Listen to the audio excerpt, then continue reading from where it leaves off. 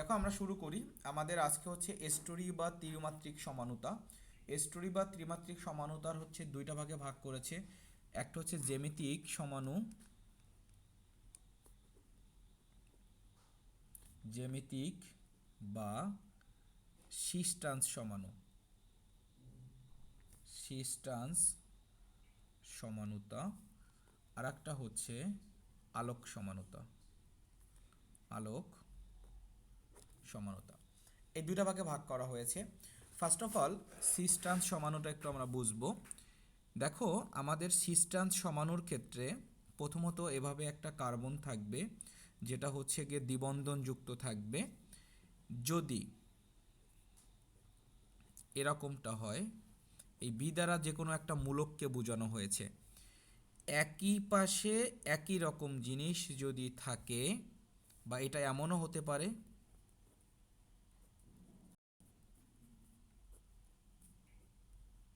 এই যে দেখো, একই পাশে যদি একই রকম জিনিস থাকে, এটাকে আমরা বলবো শীষ সমাণু। আমি কি বোঝাতে পারছি? একই পাশে যদি একই স্যার রকম জিনিস, এইখানে যদি উপরে বি আর নিচে এ থাকে আর এই পাশে এ আচ্ছা আর সেটা নিচে বি থাকে এইটা ওইটা বুঝছো কিনা সেটা বলো। উপরে নিচেতে কি থাকলো সেটা আসবে, এটা এইটা বুঝছো কিনা বুঝছি। সেটা বলো। হ্যাঁ, এটা হচ্ছে শীষ সমাণু। আর এখন ঘটনাটা যদি এমন হয় যে এখানে এ, এখানে এ, এখানে বি, এখানে বি, মানে এভাবে কর্ণ বরাবর যদি হচ্ছে একই জিনিস থাকে, সেই সমানুটাকে আমরা বলবো ট্রান্স সমাণু। বুঝতে পারছো? যদি কর্ণ বরাবর একই জিনিস থাকে, সেটা হচ্ছে ট্রান্স সমানুতে রূপান্তরিত হবে, বা সেটাকে আমরা, সেই সমানুতাকে আমরা ট্রান্স সমানুর অন্তর্ভুক্ত করব। এখন এভাবেও কিন্তু হতে পারে যে আমাদের বদ্ধ যৌগেরও কিন্তু সিস্টান সমাণু হইতে পারে। মনে করো এখানে হচ্ছে গিয়ে হাইড্রোজেন দিলাম, এখানে CH3 দিলাম, এখানে হাইড্রোজেন দিলাম, এখানে CH3 দিলাম। এটা কিন্তু আমাদের শীষ সমানুর অন্তর্ভুক্ত হবে। কেন শীষ সমানুর অন্তর্ভুক্ত হবে? দেখো একই পাশে একই জিনিস। আবার এই যৌগটাকে যদি এভাবে লেখা হয় যে এখানে CH3, এখানে H, এখানে H, এখানে CH3, এটা কিন্তু আমাদের ট্রান্স সমানুর অন্তর্ভুক্ত হবে। তো বুঝতে পেরেছি শীষ আর ট্রান্সের বেসিক তফাৎটা কি? জি স্যার। বুঝছো? স্যার সিসের ক্ষেত্রে এক পাশের দুইটা এক হয় কিন্তু বিপরীত পাশে যদি দুইটা ভিন্ন যৌগ থাকে তখন? না, এটা দেখো আমাদের কন্ডিশনগুলো এখন আলোচনা করব। এখানে আমাদের কিছু কন্ডিশন আছে। হ্যাঁ, ফার্স্ট অফ অল দেখো এই যে জ্যামিতিক সমানুতা, সিস্টান সমানুতার এখানে কিছু শর্ত বলছে। শর্তটা কি বলছে? কার্বন কার্বন বন্ধনের মুক্ত ঘূর্ণন রহিত হতে হবে, মানে তোমার সহজ কথা দ্বিবন্ধন থাকতে হবে। হ্যাঁ, এরপরে দ্বিবন্ধন না থাকলে তোমার হচ্ছে মানে ঘূর্ণনশীল হতে হবে, এবং বলছে কি দ্বিবন্ধন যুক্ত অথবা চাক্রিক যৌগ হতে হবে। এরপরে দেখো এখানে আমি যে প্রাথমিক যে কন্ডিশনগুলো বললাম, একই পাশে একই রকম জিনিস এবং বদ্ধ শিকার হইলেও সমস্যা নেই। এখানে এ নট ইকুয়াল টু বি, এই কথাটার মানে কি? এ স্যার নট, চাকরি কত কি জানো? চাকরিক বলতে ঘূর্ণনরত। আমরা যে অ্যারোমেটিক যৌগ পড়েছিলাম, অ্যারোমেটিক যৌগের মতন ঘূর্ণনশীল। যেমন তুমি দেখো বেনজিনের, বেনজিনকে যখন আমরা এভাবে লিখি, এটা এটা এটা, এটাও যেমন সঠিক। বেনজিনের বন্ধনটা যদি আমরা এখন এখানে এখানে আর এখানে দিই, দুটাই সঠিক, তাই না? এটাই সঠিক। তাহলে এইটাই হচ্ছে চাক্রিক। এই জন্য এই বেনজিনকে আমরা হচ্ছে কিন্তু বৃত্তাকারে এরকম দিয়ে থাকি, কারণ চক্রাকারে এই পাইবন্ধনটা ঘুরে, মানে দ্বিবন্ধনটা ঘুরে। তো এখানেও আমাদের যেহেতু একটা দ্বিবন্ধন দরকার হচ্ছে, সেই দ্বিবন্ধনটা চক্রাকারে ঘুরবে, এই জিনিসটা কি এখানে বোঝানো হয়েছে। আর একটা কথা যে বললাম এ নট ইকুয়াল টু বি, এই কথাটার মানে কি? দেখো এইখানে এই যে CH3 আর হাইড্রোজেন এক হইতে পারবে না। যেমন আমি তোমাকে হচ্ছে এখানে এবি আকারে দেখাইছিলাম, এইখানে এ হিসাবে যাকে নিবা, বি হিসাবে তাকে নিতে পারবা না, অবশ্যই ডিফারেন্ট কিছু নিতে হবে। কথা বুঝছো? এই জন্য বলছে এ নট ইকুয়াল টু বি, এ এবং বি এক হইতে পারবে না। তারপরে হচ্ছে এটা গেল, তারপর এটার উদাহরণ দিয়েছে দেখো, এই যে এই যোগটার উদাহরণ দিয়েছে। এরপরে দেখো এখানে আমাদের ভিন্ন ভিন্ন, যে এটা শিফা কোশ্চেন করলাম, যে এ বি, আবার এখানেও বি আছে, এখানেও ডি আছে। এই বি আর বি কিন্তু সেম আছে, বাট এ এবং ডি কিন্তু সেম না। সেই ক্ষেত্রে আমাদের কি সেটাও হইতে পারবে। সেক্ষেত্রে কন্ডিশনটা দিয়েছে দেখো এ নট ইকুয়াল টু বি, এ এবং বি ইকুয়াল হইতে পারবে না, আবার বি এবং ডিও ইকুয়াল হইতে পারবে না। কিন্তু এই বি তো একই জিনিস থাকবে, তার মানে এটা কর্ণ বরাবর সেম জিনিস আছে, তো এটাকে আমরা ট্রান্স সমানের অন্তর্ভুক্ত করতে পারবো। কথা বুঝছো? আবার দেখো একটাও যদি সমান না হয়, দেখো এ বি ডি ই, এখানে বলছে এ এবং বি এক হতে পারবে না, তারপরে ই এবং ডি এক হতে পারবে না, কিন্তু এইটা কিন্তু বলে নাই যে বি নট ইকুয়াল টু ই, কিন্তু বলে নাই, বলছে এইটা মানে একই পার্শ্ব বরাবর এক পাশে যে আছে সেগুলো এক হইতে পারবে না। A not equal to B বলছে, E not equal to D বলছে, কিন্তু এটা কিন্তু বলে নাই যে এ মানে A not equal to B অথবা বি মানে sorry A not equal to D, B not equal to E, এই কথা কিন্তু বলেনি। তার মানে এরা পরস্পর কিন্তু সমান হইতে পারতেছে, কিন্তু এরা পরস্পর সমান নয়। তো এইভাবেও যদি থাকে সেটাও আমরা এই সমানুর অন্তর্ভুক্ত করতে পারবো। বুঝতে পারছি?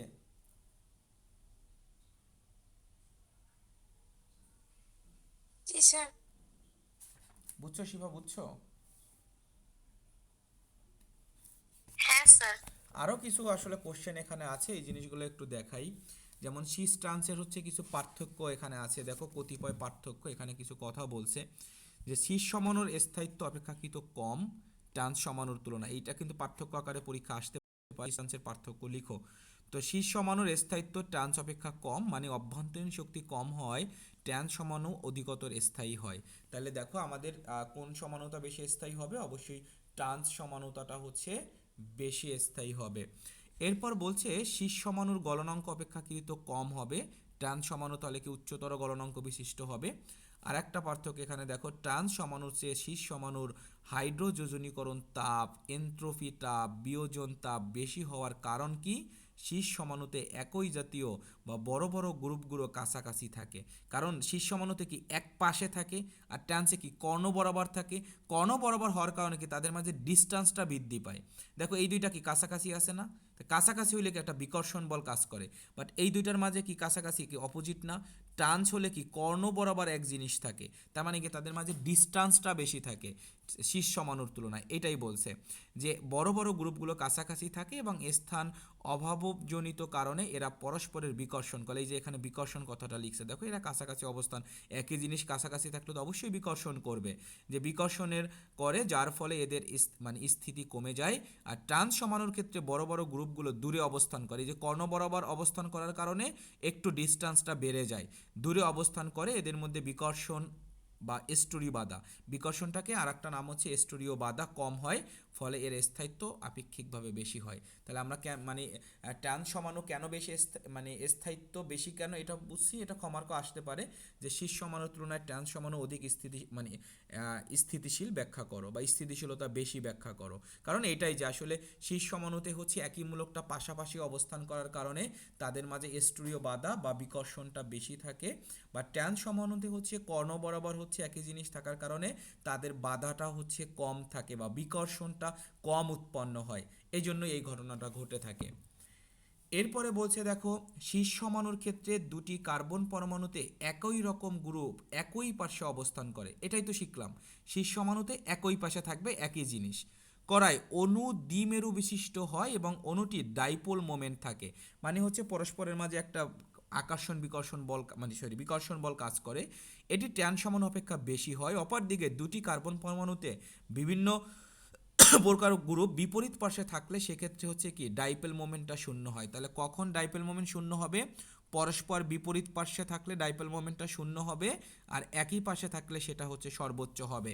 এবং অপ্রতিসম ট্রান্স সমাণুর ক্ষেত্রে ডাইপোল মোমেন্টের মান শীষ সমাণু অপেক্ষা কম হয়। তাহলে দেখো ডাইপেল মোমেন্টটা হচ্ছে শীষ সমাণুতে বেশি কেন? কারণ এখানে হচ্ছে একই জিনিস হচ্ছে একই পার্শ্বে থাকে, এই জন্য এখানে বেশি। কিন্তু ট্রান্স সমাণুতে কম কেন? বিপরীত পার্শ্বে অবস্থান করার কারণেই ট্রান্স সমাণুতে এই জিনিসটা কম হয়ে থাকে। আমাকে বোঝাতে পারছি বলো? এই শীষ ট্রান্স সমাণু এখানে অনেক হাবিজাবি কথা আছে, এই যে দেখো এখানে বলছে ট্রান্স সমাণুর দ্রবণীয়তা শীষ সমাণুর তুলনায় কম কেন, তো এই রিডিং দিলেই বুঝতে পারবা, এই যে বেসিক কথাগুলো বলছি এগুলো থেকেই আসলে এখানে আলোচনা আছে। বুঝতে পারছো? বলো বুঝছো কি না? জি স্যার। দেখো আমাদের হচ্ছে গিয়ে দুই রকমের সমানুর একটা সমানু হয়ে গেল। আর একটা সমানু হচ্ছে আলোক সমানু, কথাটা বলছে আলোক সমানু। এখানেও কিছু সংজ্ঞা রয়েছে। আলোক সমানুতা পড়ার আগে একটা জিনিস শিখতে হবে, সেটা হচ্ছে কাইরাল কার্বন। কাইরাল কার্বন জিনিসটা কি? কাইরাল কার্বনটা দেখো ভালো করে বুঝো। কার্বনের যোজনী কত? কার্বনের যোজনী হচ্ছে 4। এই কার্বনের 4টা যোজনী যদি 4টা আলাদা মূলক দ্বারা পূর্ণ হয়, তখন ওই কার্বনটাকে কাইরাল কার্বন বলে। এই স্টারটা দ্বারাই নির্দেশ করে এটা হচ্ছে কাইরাল কার্বন। কথা বুঝছো? যে এখানে দেখো 4টা আলাদা মূলক যুক্ত আছে, এই জন্য এটা হচ্ছে কাইরাল কার্বন। সি, তো এখানে দেখো সিএল, এখানে ধরো বিআর, এখানে ধরো সিএইচ3, এখানে ধরো হাইড্রোজেন। তো দেখো এই কার্বনটায় আমাদের হচ্ছে যে 4টা মূলক আছে, একটা ক্লোরিন, একটা ব্রোমিন, একটা মিথাইল, একটা হাইড্রোজেন। 4টা মূলকই কোনোটা হচ্ছে এক না, সুতরাং এটা হচ্ছে কাইরাল কার্বন। কিন্তু বিষয়টা যদি এমন হয়, এটা কি কাইরাল কার্বন বলো তো? এই না জন্য স্যার, কেন কাইরাল কার্বন না? কারণ দুইটা এখানে হচ্ছে দুইটা হাইড্রোজেন একই আছে। মূলক আছে। একই মূলক যদি দুইটা থাকে, তখন সে কিন্তু কাইরাল কার্বন হবে না। কাইরাল কার্বন হতে হলে, এগুলো কিন্তু বেসিক জিনিস, পরীক্ষায় এগুলো কিন্তু তেমন আসে না। ওই সিস্টেন্সের কিছু কোশ্চেন আসে, যেটা বললাম পার্থক্য আকারে থাকতে পারে, স্থায়িত্ব নিয়ে কমার্কে কোশ্চেন করতে পারে, এগুলো আসতে পারে। কিন্তু এগুলো বেসিক জিনিস, তোমার বুঝতে হবে কাইরাল কার্বন কাকে বলে, সংজ্ঞা আসতে পারে। হ্যাঁ, এগুলো কমার্কের জন্য ইম্পর্টেন্ট কোশ্চেন। তো দেখো এইখানে হচ্ছে কি আমাদের আলোক সমানুতা বোঝার জন্য আমরা ধরো একটা উদাহরণ নিলাম। এটা এটা কার্বন ওএইচ, এটা মনে করো সিএইচ3, এটা মনে করো হাইড্রোজেন। এইখানে একটা দর্পণ আছে, এটা মনে করো দর্পণ। তো এখন তুমি যখন আয়নার সামনে দাঁড়াও, একটু ভালো করে বুঝবা, নিজের বাস্তব লাইফের উদাহরণের সাথে কম্পেয়ার করবা। তুমি যখন আয়নার সামনে দাঁড়াও, তখন ধরো এই একটা আয়না আছে, তোমার এই হচ্ছে মাথা, এইটা হচ্ছে তোমার সম্মুখ ভাগ। আয়নার ভিতরে এইটাকে কি ঘুরাইয়া ফেলে না? সম্মুখ ভাগটা কি এখানে নিয়ে আসে না? আর এই পেছনের পাটটা কি পিছনই থাকে না? দর্পণ কি এই কাজটা করে না বলো তো? রেসপন্স করো, এই কাজটা করে না দর্পণ? তুমি দেখো, তোমার হচ্ছে গিয়ে ব্যাক, তুমি যদি হচ্ছে গিয়ে দর্পণের ভিতরে অবিকল তোমার মতন যদি হয়, তাহলে কিন্তু তোমার ব্যাক সাইডটা দেখার কথা। কিন্তু তুমি যখন দর্পণের সামনে দাঁড়াও, তুমি কিন্তু তোমার ফ্রন্ট সাইডটা দেখতে পাও। তার মানে দর্পণের ভিতরে তোমাকে কিন্তু ঘুরাই ফেলে। মাথা নিচে, পা উপরে উঠায় না। কিন্তু এটা হচ্ছে কি, তোমার মাথা, এটা মনে করো পা, এটা ঠিক থাকবে। COOH সি সিএস3, এটা ঠিক থাকবে। কিন্তু এইটা তোমার সম্মুখ, এই সম্মুখটাকে কি এপাশে নিয়ে আসবে, আর এটা তোমার ব্যাক সাইড, এটা কি তোমার এখানে চলে যাবে। স্যার তাহলে আলোক দর্পণে উপরে নিচেরটা ঠিক থাকবে? হ্যাঁ, এই তো এখানে তো তাই আছে, দেখো এই যে উপরেরটা নিচেরটা ঠিক আছে। চেঞ্জ হয়েছে কি, ওয়েস্টটা দেখো সম্মুখ ছিল, এখানে দেখো ঘুরাই দিছে। মানে সহজ কথা, এরকম একটা উল্টি দেয়, এরকম একটা উল্টি দেয়, জাস্ট হচ্ছে গিয়ে উল্টি দেয় বলতে মাথা নিচ ঠিক রেখে এই অংশটুকু ঘুরে যায়। কথা বুঝছো? এটাকে বলা হয় ডিল্যাকটিক অ্যাসিড, ল্যাকটিক অ্যাসিড। আর এটাকে বলা হয় এল lactic acid. D lactic acid এবং হচ্ছে এল ল্যাকটিক অ্যাসিড। বুঝতে পারছো? জি স্যার। শিফা, অবশ্যই বুঝছো? হ্যাঁ স্যার। শিফা বুঝছো তো?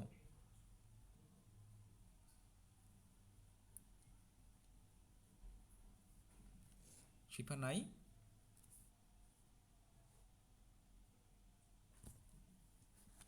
খেয়াল করো, এখন কিছু সংজ্ঞা পড়ব।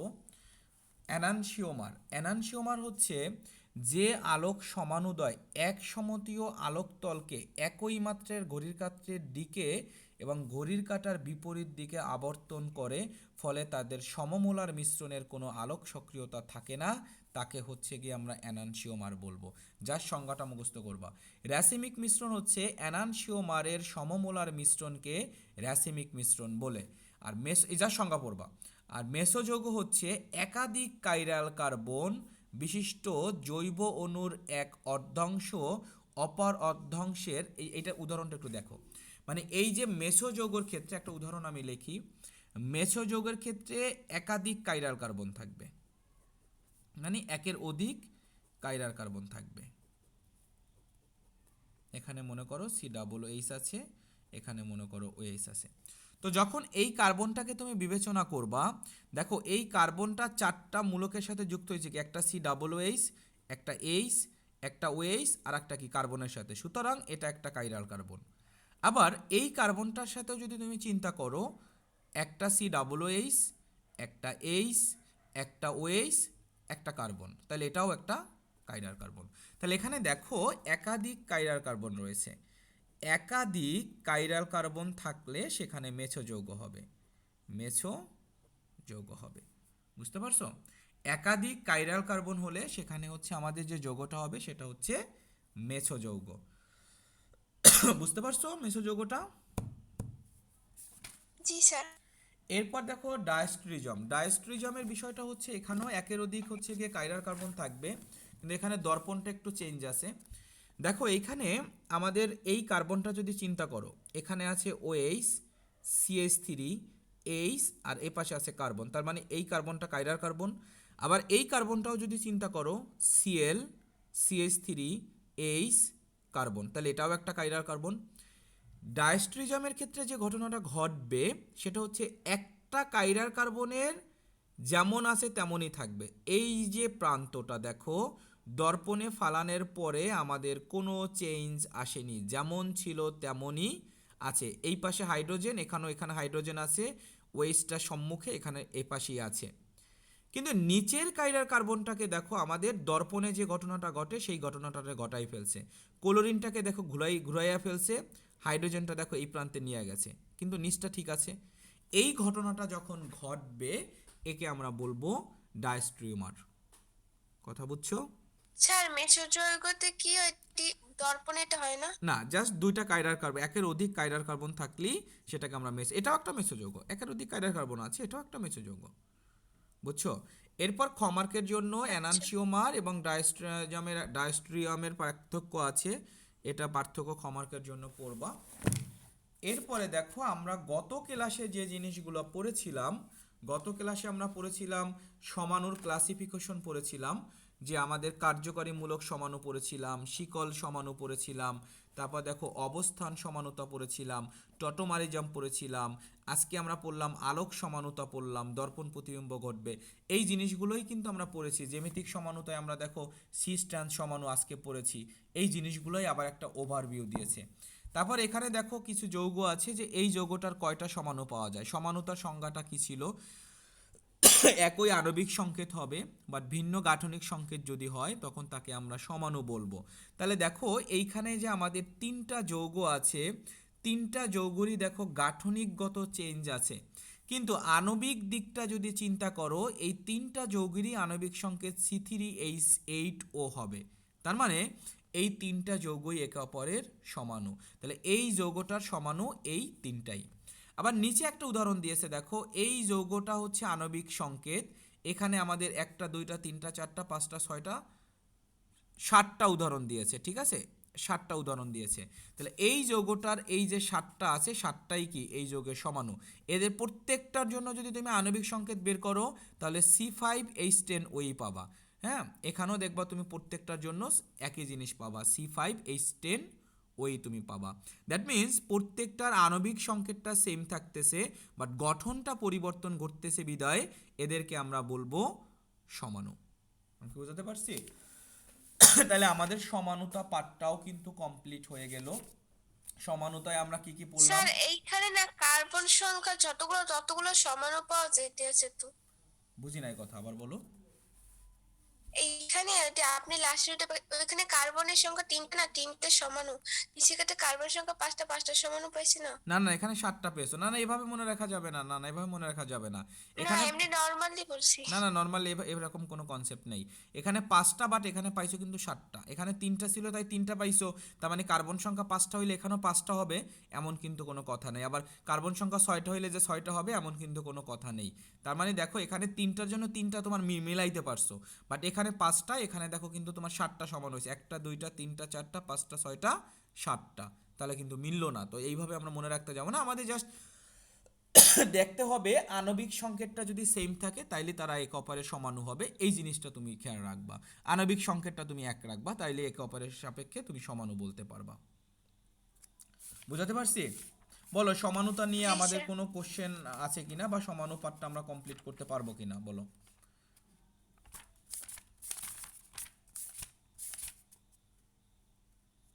এরপর সমানুতা বুঝলে পাঠ 11 শুরু করব। পাঠ 11 পড়াবো না আজকে? স্যার আজকে এই পর্যন্ত এত থাকুক। কম কম পড়তে চাও কেন বলো তো? এরকম কম কম পড়লে কবে শেষ হবে?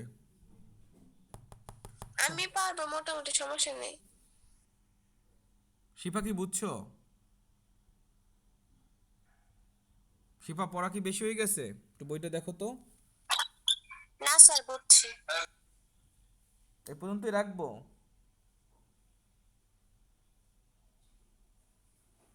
এখন আচ্ছা স্যার, নেক্সট অনেক। এখন শুরু স্যার করলে আমি হচ্ছে আজকে বেশি না, শুধু একদম নিউ আমার টপিক কালকে শুরু একটা করতে এক্সাম হবে। ছিল সেজন্য। কালকে এক্সাম আছে, ঠিক আছে, আজকে এই পর্যন্তই পড়ো। নেক্সট দিন একদম আমরা নতুন টপিক শুরু করব। মূল রিয়াকশনে কিন্তু আগামীকাল আমরা ঢুকে যাব। আগামী ক্লাসে আমাদের রিয়াকশনে কিন্তু ঢুকে যাওয়া হবে। তো অবশ্যই হচ্ছে গিয়ে এই পর্যন্ত, আজকের ক্লাসটা পর্যন্ত আমাদের বেসিক লেখাপড়া ছিল। ইনশাল্লাহ নেক্সট ক্লাস থেকে কিন্তু আমাদের জৈব যৌগের যে মূল যে রিয়াকশনগুলো আমরা যেটা বলি সেই জায়গায় কিন্তু আমরা প্রবেশ করব। সুতরাং অবশ্যই নেক্সট ক্লাসে অবশ্যই ভালো করে করতে হবে নেক্সট ক্লাস থেকে। ওকে, ঠিক আছে, তাইলে কমপ্লিট করো তোমরা। আল্লাহ হাফেজ।